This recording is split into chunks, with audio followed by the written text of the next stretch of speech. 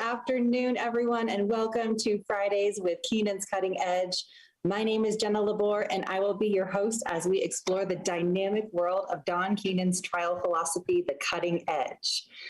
For those of you who are joining us live this afternoon, you have the opportunity to ask questions and interact with our speaker. And today might be a good day to do that because we're going to be talking about something that you might have the opportunity personally to get involved in. So feel free to type your questions in the comment section below, and we will be sure to address them. Today, we have Doug Dykes with us, and he has been with us before. We are so excited to have him back.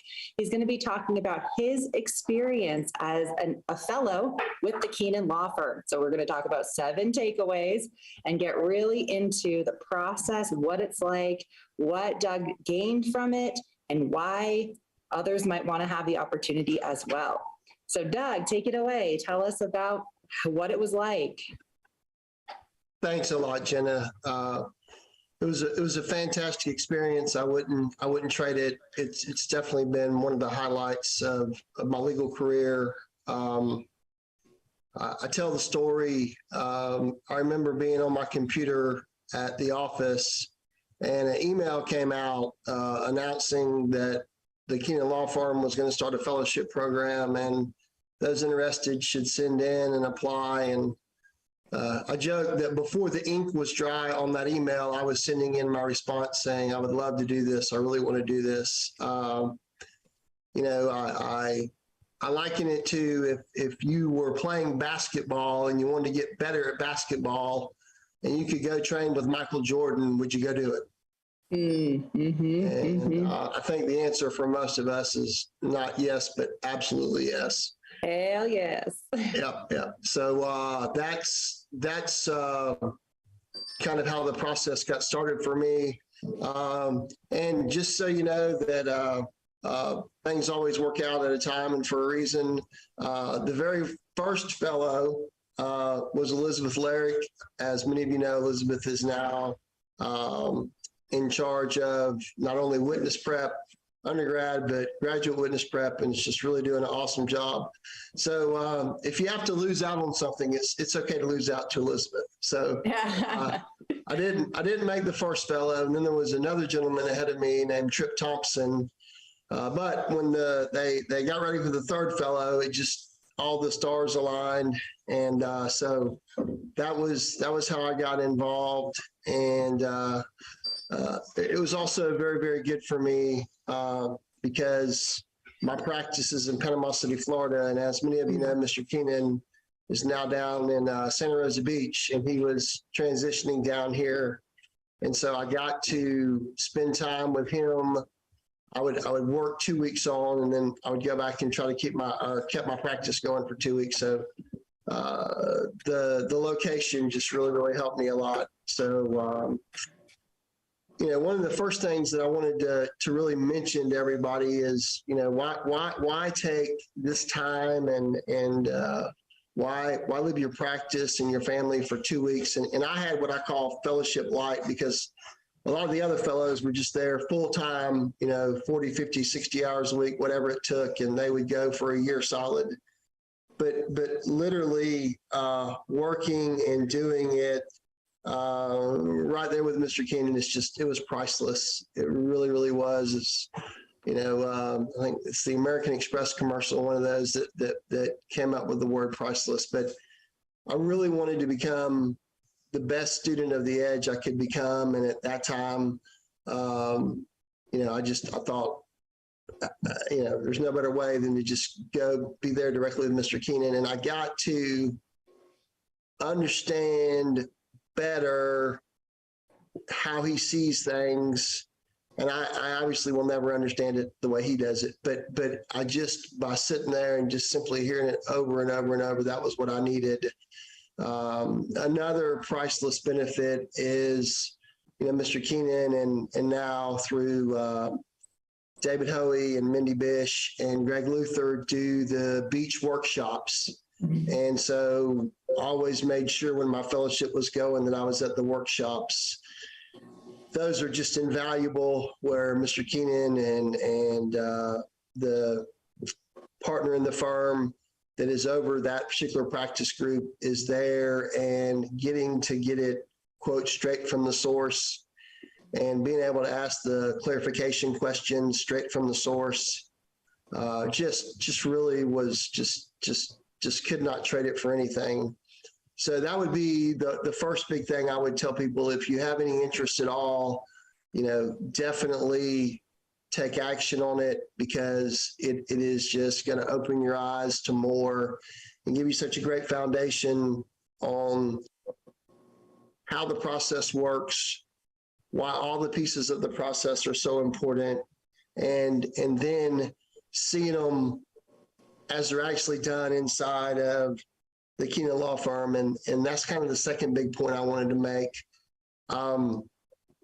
We hear about all this stuff and, this great verdict and that great verdict, but getting to understand what happens behind the scenes to make that a reality, hopefully, obviously, for continuing for the Keenan Law Firm, but also for you and your clients and your own practice, because that's really what Mr. Keenan's heartbeat is for. He wants us all to do better for each and every one of our clients. And I mean, as we probably all know, there's no reason he has to do what he's doing. There's no reason he has to do the Edge. There's no reason to have to do the fellowship, to have to do this podcast, the blogs, all in all, but it's because that's his heartbeat. He wants it to be as good for the plaintiffs and the people that don't have anyone in their corner but us. And so what I saw from the inside, there is a lot of structure. There very much is assigned task. There are very much deadlines, very much, if you're a last minute kind of person, you're not going to do well at the Keenan Law Firm. And again, that's another reason for the success that he has. And since I know we're talking to the home team today, I'm going to make a lot of references to the blog, on some blog articles that Mr. Keenan has written, but also helped me a lot and do solidify a lot of things. The first one I want to give everybody a recommendation to is, it's called The Trifecta of the Ways We Lose. I saw that in practice on a daily basis, and it's basically scattered focus. We don't think about the loose ends as much as we should, and we forget that the case is not about us. And I kind of summarize that vaguely, but anyway, my point is that really is definitely true as the cases are going.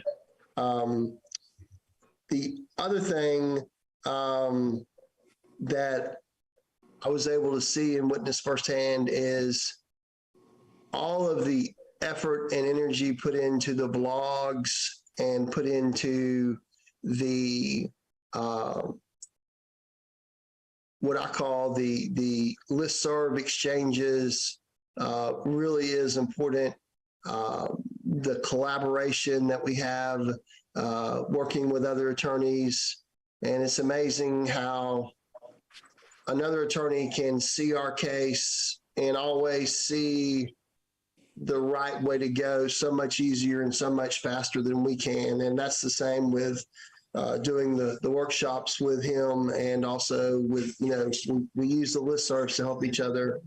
So all that is there and very true. And I got to see that firsthand.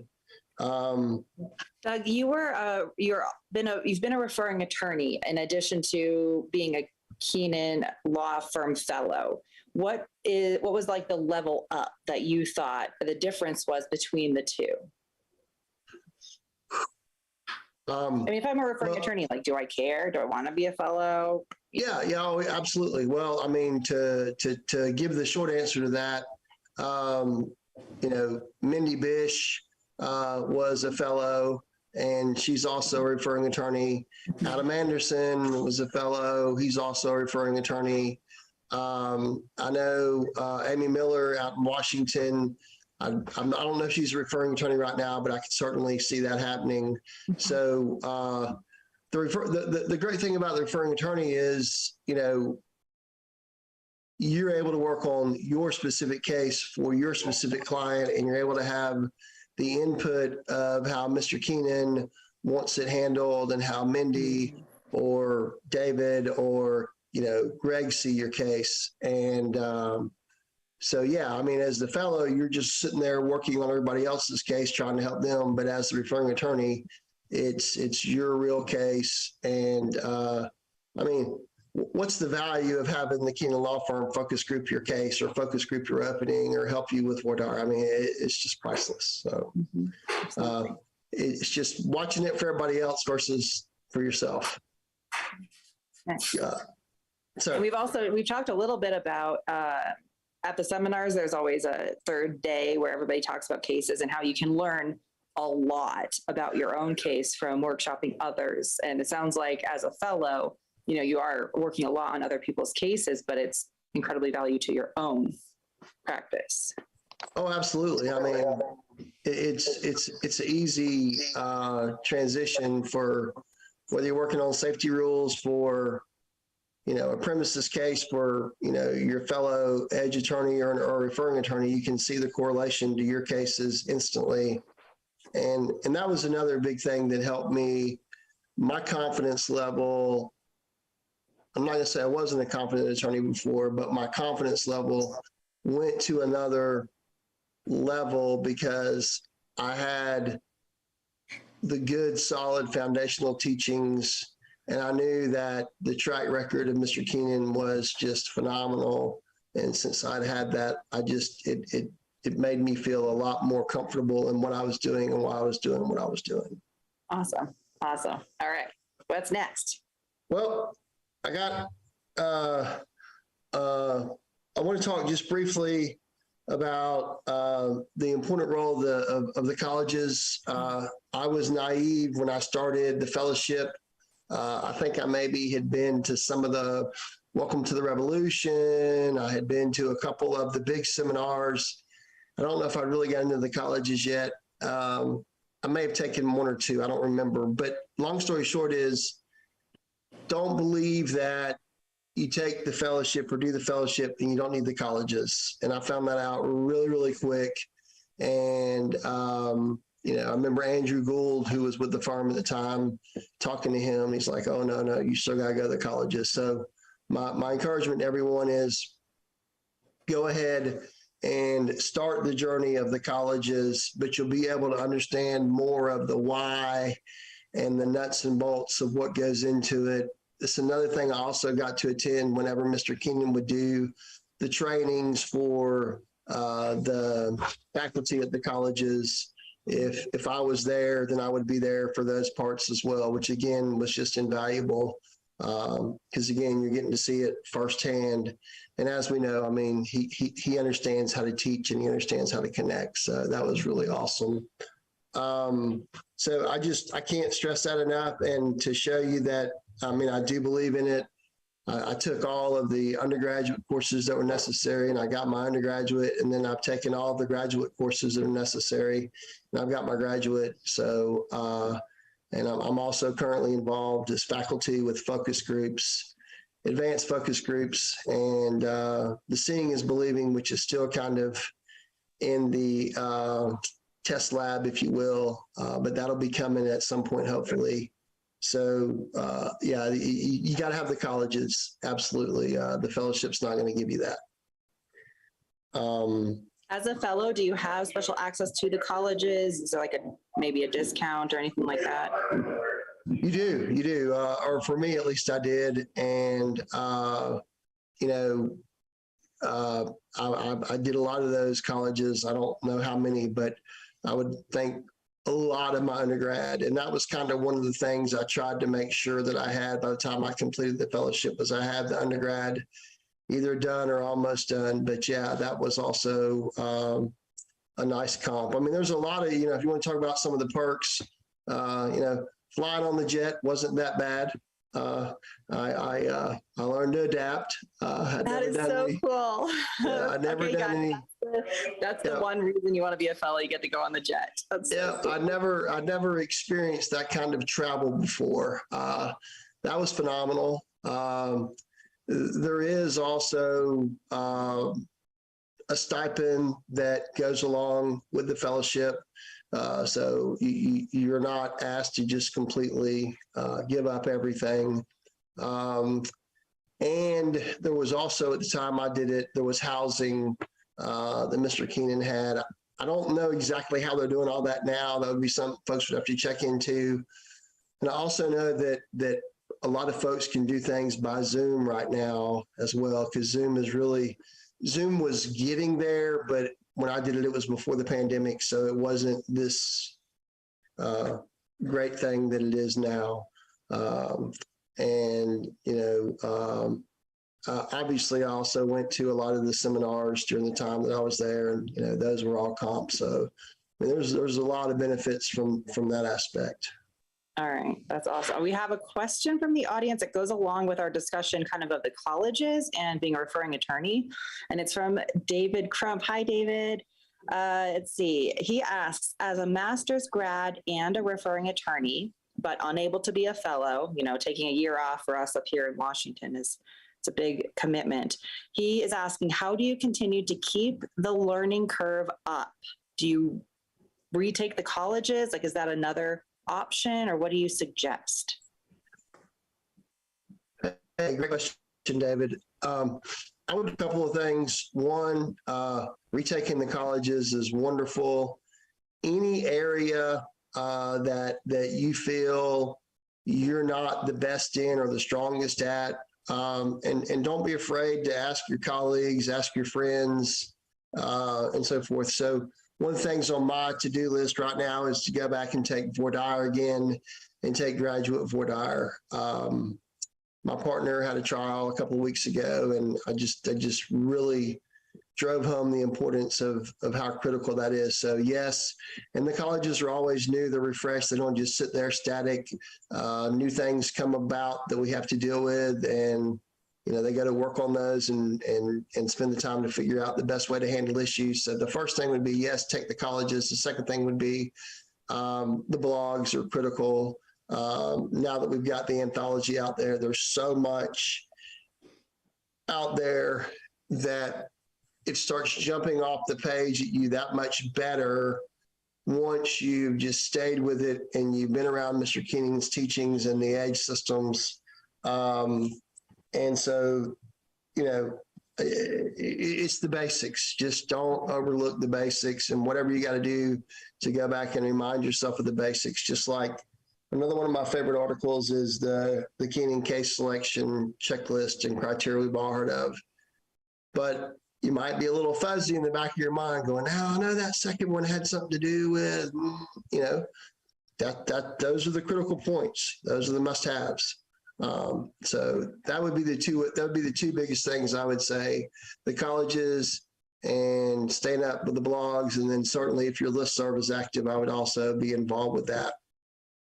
And I believe if you're taking a course for the second time, there is a little bit of a different price. So reach out to William and Clynette, I think, who are kind of spearheading that.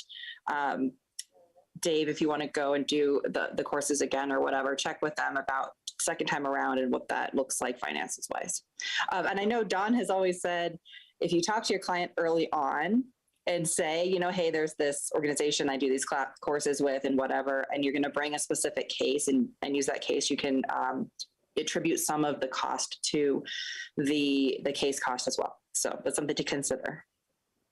Sure. And the other thing I was going to say, I don't know, I guess this would almost be in the top 2 or 3, David. If you haven't considered being faculty or whatever, reach out to Tony Seaton in Tennessee or David Hoey, the dean.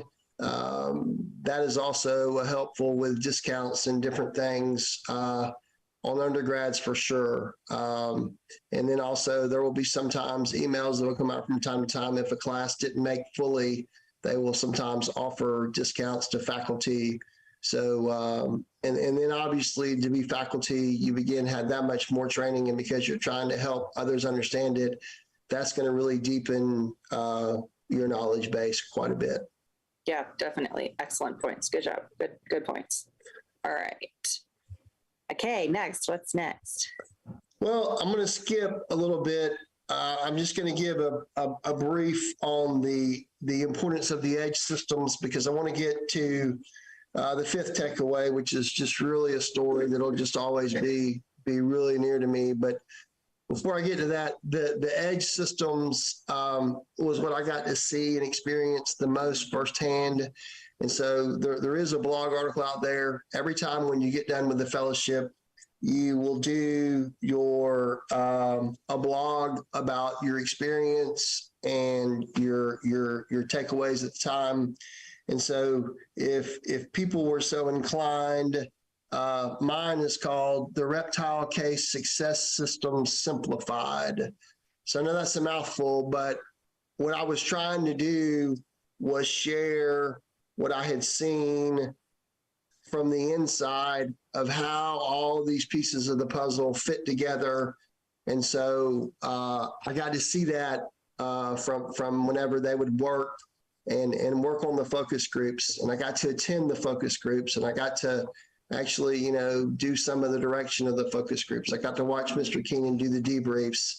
I got to, a photo focus group. I don't even know what a photo focus group was. I got to see that. I got to see the head-to-head opening statement focus groups, just so much. But all the systems I really got to see kind of going simultaneously. And you do learn that case never stops until closing argument. You're constantly working it and making the adjustments, and believe it or not, coming back to the case selection criteria. Yeah. Yep. Just making it always as much as you can work within that. But here's the good story that I wanted to tell. So this is number 5, and you can tell I'm excited. Any of the referring attorneys out there will know that Mr. Keenan has had, at the time I was there, it was called the Big Chill, which was right there at Seaside. And so he has just obviously a magnificent view of the Gulf of Mexico. And so we were done one day, and it was just me and him, and I'm sitting there, and then he's on his back porch, and he's got his cigar going, and I'm just like, I can't. I don't know. Again, you're Michael Jordan's telling you a story about how to make the hoops better, and so it's me and him, and I'm sitting there, and I'm just going, wow. And so he starts this story. And I got the blog article for you guys, and I want y'all to go there and look at it if you get time. The title of it is, one second, because I pulled it up. The Early Beginning of My Reptile Journey. And so to give you just some of the background, Mr. Keenan, and he didn't tell me this part, but it's in the blog, had a story where one of his clients had a dog, and I guess the dog had bit someone, and the insurance company wanted him to put the dog down, and the client, of course, didn't want to do it. So Mr. Keenan intervened on behalf of the dog, and then they also filed a claim for slander. And so anyway, believe it or not, he wound up winning that, and Wow. got a verdict. And so he said that things kind of started to spread. And that's in the blog. I didn't hear that story, but the story I heard live, which was just I won't forget it, is it's what I call the Frisbee story. And so there was some attorneys in Georgia that had a case, and they had asked Mr. Keenan to try it. And Mr. Keenan was like, well, I'm not, sure that's really the case for me.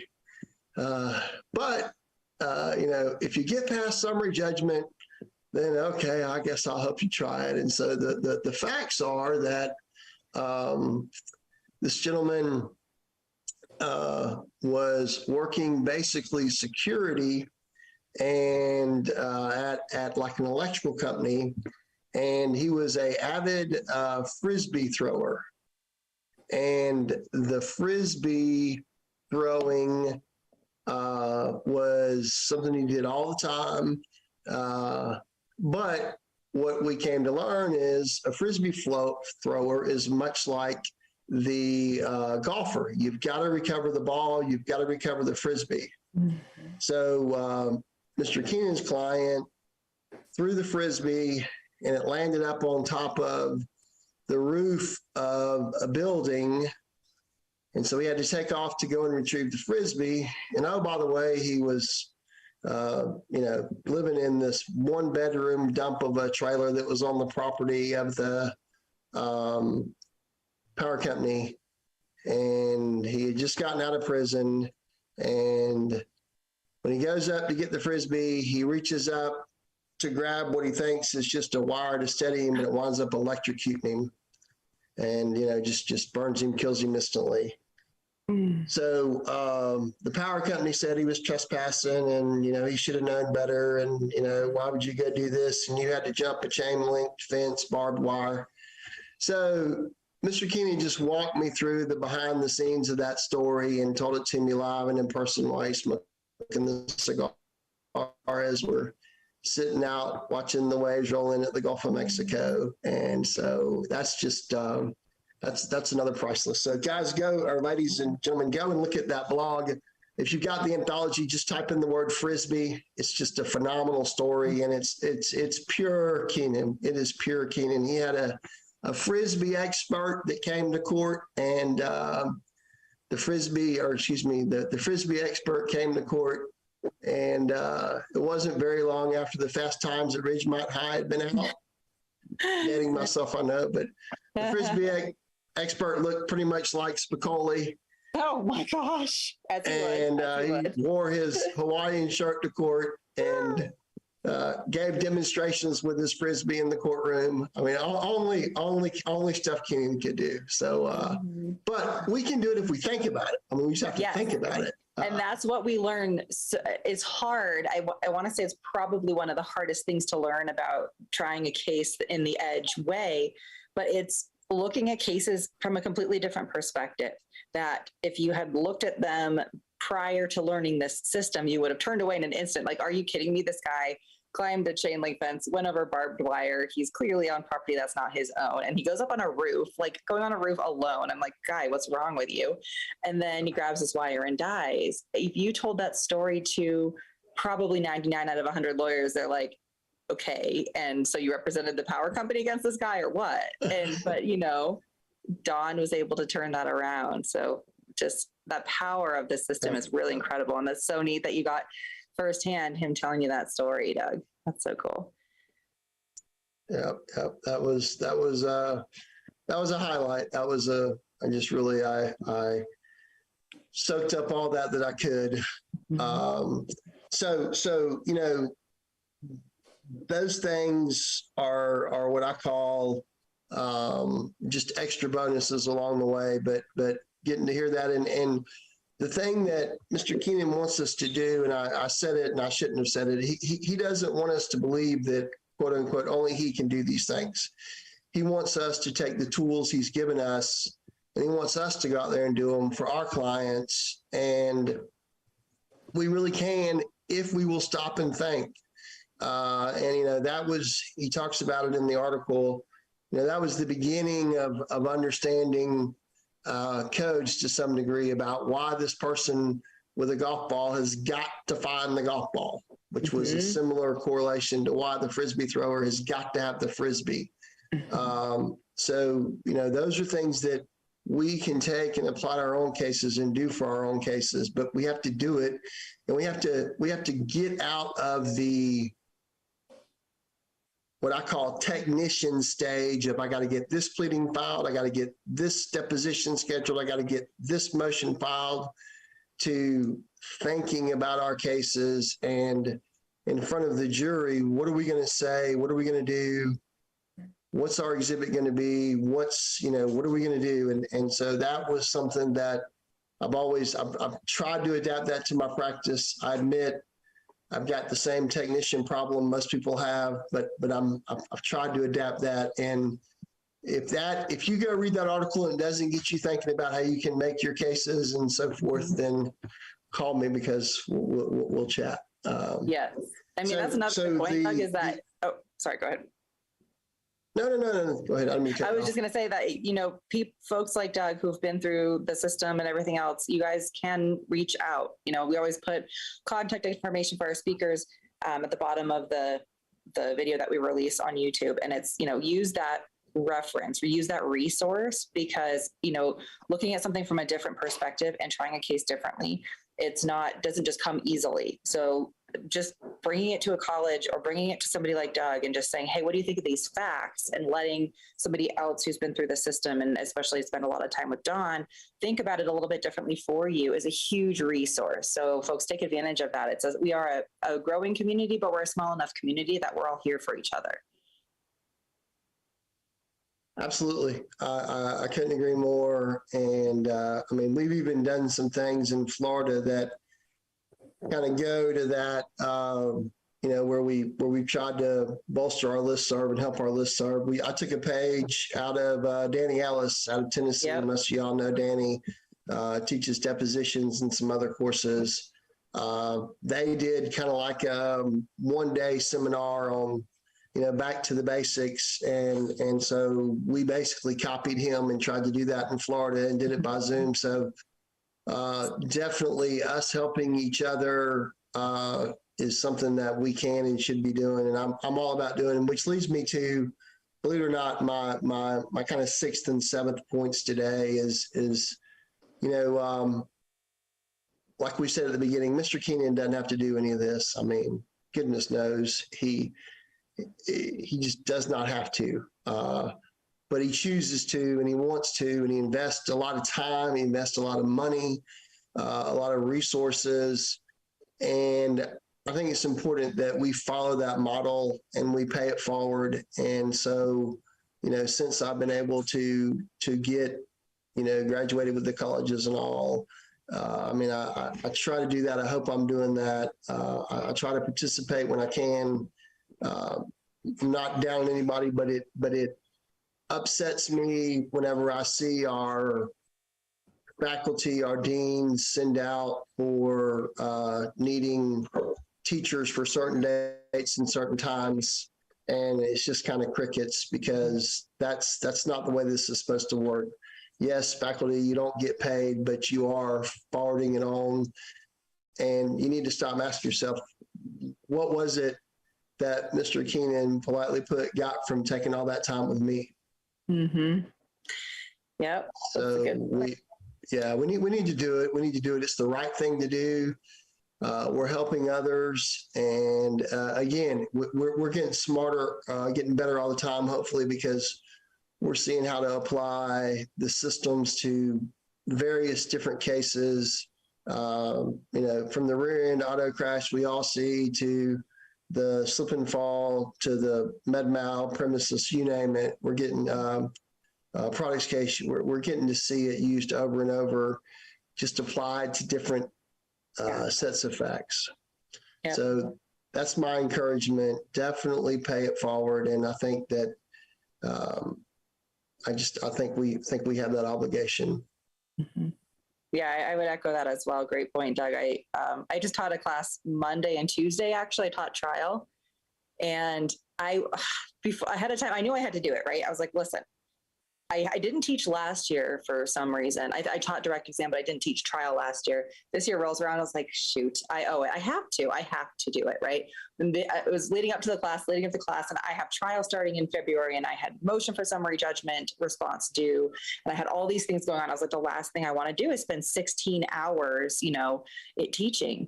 After, once I got into the classroom that morning, which on the West Coast starts at 7 a.m. So there are so many reasons why we might be not excited about this. As soon as that class started going, I saw the students engaging. They had really great questions. They brought cases. It was a mutual benefit. I learned from the students. They learned from me. And I am so glad that I did do it. So I think those of us who are in faculty or maybe haven't, who've been, in the system for a really long time, but haven't quite given back because it's a lot of work and it's a lot of time, you do get a great benefit out of it.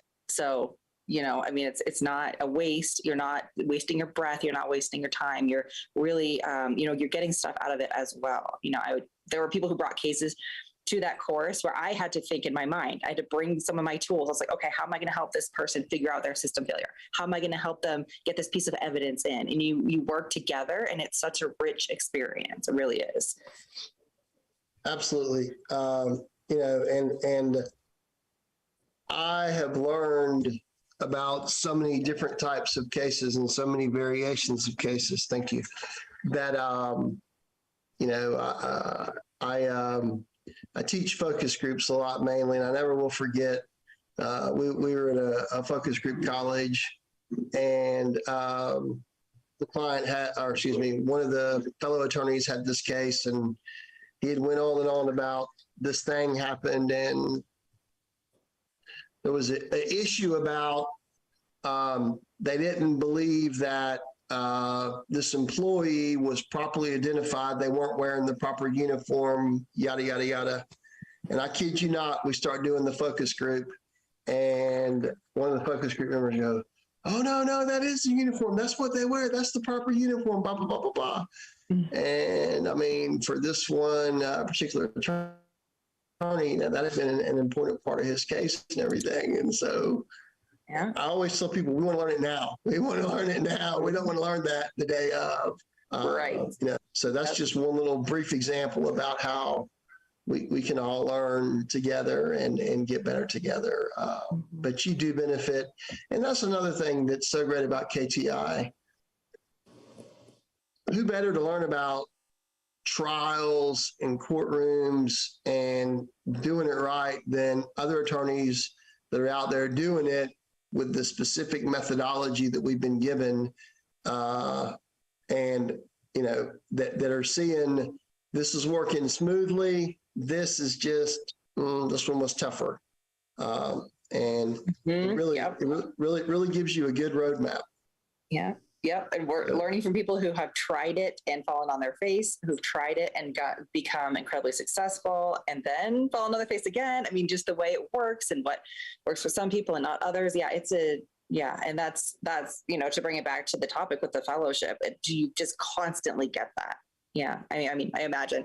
Full disclosure, I've never been a fellow, so I can't say, but that's what I'm hearing and that's what I have heard from others.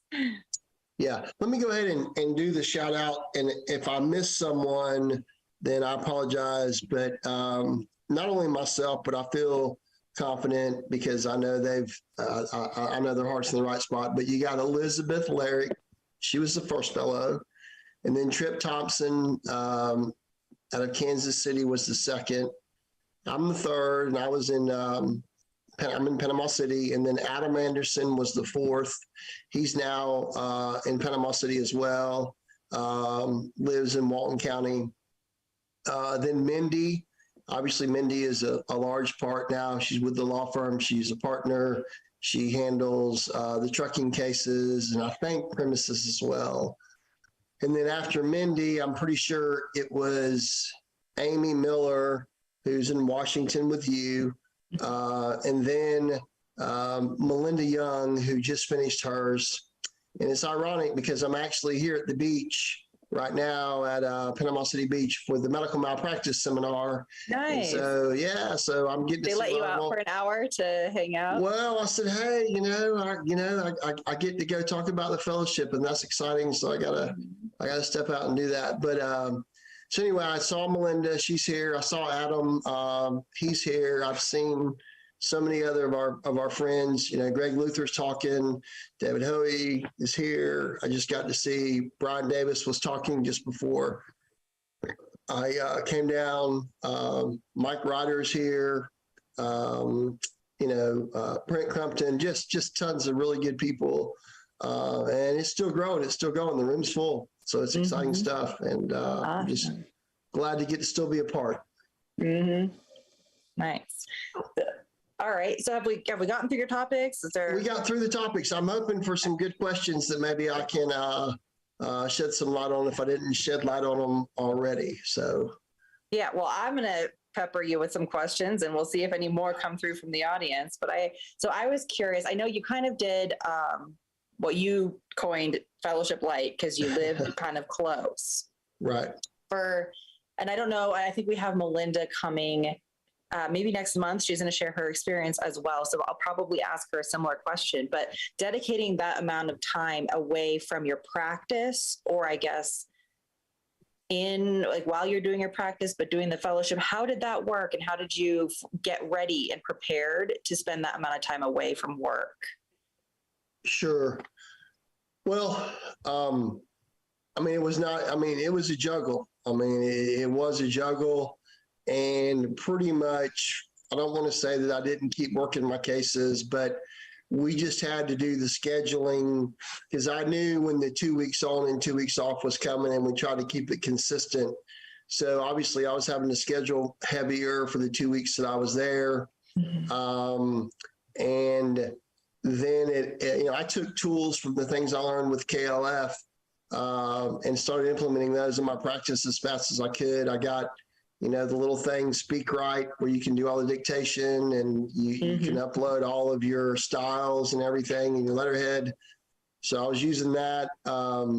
We implemented the TTD system that's, Mr. Keenan's kind of famous for, where, staff would help me with the things they were working on and the deadlines. And so, and then if it was something, there was one time, unfortunately, I had a loved one that passed away, and I just said, Mr. Keenan, I got to go. And he said, I get it, family first. So it's not like, you can't, quote, get back if you have to, but that was how I did it. Every once in a while, I have to send some emails and do some stuff at nighttime, but pretty much we tried to keep, I kept my regular job kind of out of it, if you will, and had them kind of on autopilot. I didn't have any cases that went to trial that year that I recall, so that made it a little bit easier too. And what is your firm makeup like, or what was it at the time? Like, did you have another lawyer who could kind of at least watch things for you, or an associate or a paralegal? Yeah, excuse me. My partner, Clayton Seifert, was there, so if something, major came up, then he could at least put the fire out. And then I think we, at the time, maybe one or two paralegals. Well, I know it was at least a paralegal legal assistant, maybe two paralegals who were really good and had been with us for a while. And so, now I wouldn't want to do it for 5 years or 10 years, but I think for a year you can pretty much do it. So, and now, and Melinda can speak to it way better than I can. I think that, she obviously has been able to use technology, and I know that they're moving more to that. Here we are at Zoom today. You're in Washington or wherever you are, and I'm way down here in Florida, and it's just like we're sitting across the table. Yes, exactly. Yeah. What did your day-to-day look like? Sure. I would go into the office and work on focus groups, work on verdict and settlement reports, work on helping referring attorneys locate the best experts. Mr. Keenan usually assigns a project to every fellow. The one I was fortunate to work on was, it wasn't called Seeing is Believing at the time. It was just, pretty much the nonverbal persuasion techniques. So I got to work on that. And then it seemed like about 10 minutes. It seemed like that we would get a phone call about 1 or 2 in the afternoon, and he'd say, come on over. And so then we would go to Mr. Keenan's house, and he did a lot of video conferences with referring attorneys or whoever, and we would do all the memos for those. And, we had some discussions that are just, really neat discussions and good discussions about why this and why that and how this and how that. And I'm not being rude, but I'm not going to get into all that because I don't want to say something I shouldn't say. But it was neat. It was neat, though. It was really good. So that was the day. And then, as most people know, if he decides it's time for a cigar, then there's another couple hours. So that was pretty much. And then also planning for the workshops and the materials for the workshops. So those were a lot of the things that we did as well as, the focus groups. So that's kind of what it was like. All right. And then, again, I'll probably ask Melinda this one as well, but do you see a world where somebody could do a fellowship virtually or partially virtually to get this experience and spend time with the Keenan law firm and everybody, but maybe not have to go live in Florida? I don't know what that looks like. Sure. I mean, I think that's where it's moving. I think that, like, for example, and I'm not going to speak for Amy, but Amy was able to make the sacrifice. Adam was able to make the sacrifice. They just stopped, moved here, and were here full time. And that's what they did every single day. They got up and would just go to the office. And then if Mr. Keenan was ready to do something, they would go to him. So you can't replace that because that's so special, but you can mimic it pretty good with this. And what I would say is there's got to be a way with Zoom now that, clearly you're going to have to do some travel and just be here for some things, and you need to be here for the workshops and things like that. But I would think that there would be a way, and just like, I wasn't able to do full time and we made it work. So I think that's very possible. Cool. So what was the answer to that? And okay.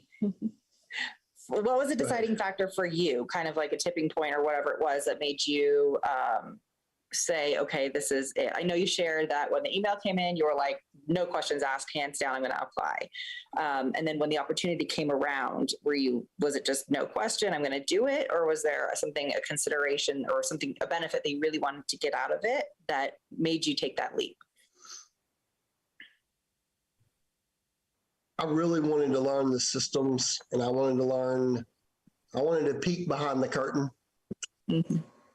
if you will. And I wanted to be able to try to implement the things that had been tried, tested, and were true. And I knew that the closer I could get to the source, better off I would be. And, what was ironic about it is, Elizabeth got the first fellowship, and that was great. That was wonderful. And I kind of thought that, that was it. That'll never happen. And I just kind of, and then bam, the phone rang. And I remember having the discussion with Carla, who's my bride. Holy wow! I got to do this. So that was the tipping point. I just wanted to be and see, just to learn and to be better. And so, so that was it. Nice. What about, you mentioned family. What was we talked about the work-life balance or work fellowship balance. What about balancing time with your family and that kind of thing? Sure. That was not a lot of fun because my wife and I do a lot of stuff together, and we spend a lot of time together. And, in the beginning, it would be like for 2 or 3 days, I would just, at most, it would be a text, hey, this is busy, this is going, because it was just like, as you know, from doing the colleges or doing anything, KTI or KLF, it's just the fire hydrants on, and you're just trying to come up for air when you can. That was a little tough in the beginning, but we figured it out. We made the adjustments, and it did wind up helping, obviously, having the 2 weeks on, 2 weeks off. So,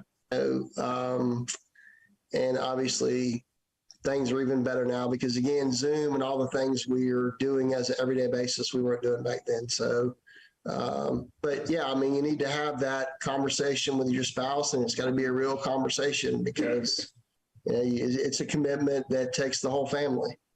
Absolutely. All right. So talk to your loved ones, talk to your people in your law firm, and see if it's something that's going to work for you. Doug, what would you say was the one, I guess, the major or best or whatever it was, one thing you took from your experience as a fellow and still use today or fall back on today?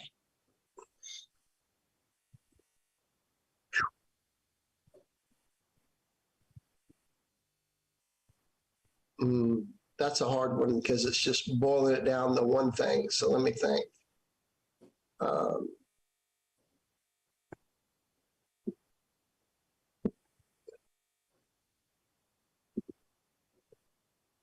I don't want to, trust me, this is not being preachy at all, but when you go to church, you want chapter and verse. You care about what the pastor has to say, but you want to know more what the Bible has to say. And I feel like I got chapter and verse from directly the way it's supposed to be done per the EDGE system.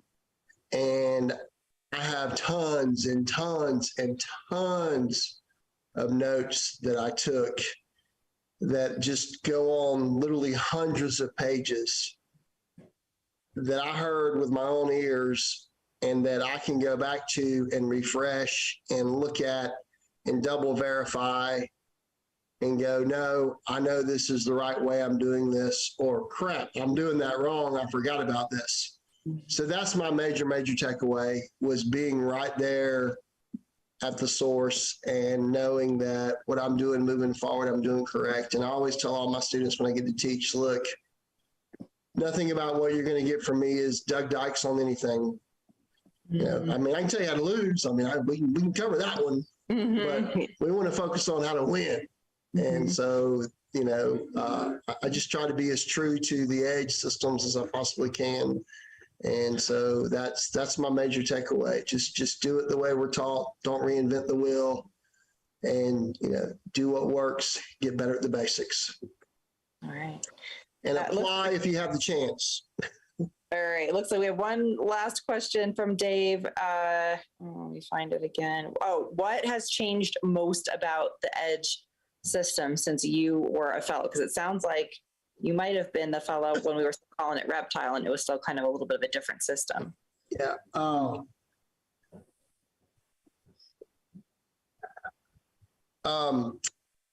Foreseeability. We, I think one of the shortcomings potentially of the Reptile was we were definitely focused on the defendant, but now it is just much more on foreseeability. And I like that better because I get that, I understand that, and that fits into the whole framework. I love the analogy. You take a rattlesnake that's dead to a room of preschoolers, you got to use 1 degree of care. You take a non-poisonous snake to a room of preschoolers, it's another level of care. Or you take the live rattlesnake. That's a whole nother degree of care. And I can see that, and that works well with my training and so forth. So that's the biggest shift. And never lose sight of foreseeability in today's EDGE environment and what we're doing. That's it. That's the answer. All right. All right. Okay. Well, thank you so much, Doug. I'm going to let you get back to that MedNow seminar. Please tell Greg hello from all of us and everybody else from all the colleges, and so many of them have been wonderful guests on our podcast. So let them know that we're thinking of them and sorry to have missed it. Thank you to the rest of you who joined us live today. I always love the questions and comments. Thanks, Dave, for sending 2 questions in. That was great. Next week we have, and I'm going to take a sneak peek at my, I got to As if you can tell, I'm in a little bit of a different situation here. I'm actually on vacation. So I'm popping in as we talk more and more about how technology allows us to continue to live our lives to the best of our abilities, even as we're moving around. Here is a great example of that. So next week, we've got Patty Barash and Rich Shaw. I hope I pronounced Patty's last name correctly. And they're going to talk about edge in a jury verdict. These are always so fun to hear about. So I am looking so forward to that. If you like today's episode, please don't forget to give us a thumbs up, feed that YouTube algorithm, and let your friends know that this is going to be live, right? We're live today, but it's going to be released next week after this taping. So if anybody missed it, wants to hear more about Doug's experience as a fellow, please feel free to share. I'm looking forward to next week, looking forward to hearing more about another wonderful edge verdict with all of you. Have a wonderful weekend, and I'll see you next time. Bye-bye.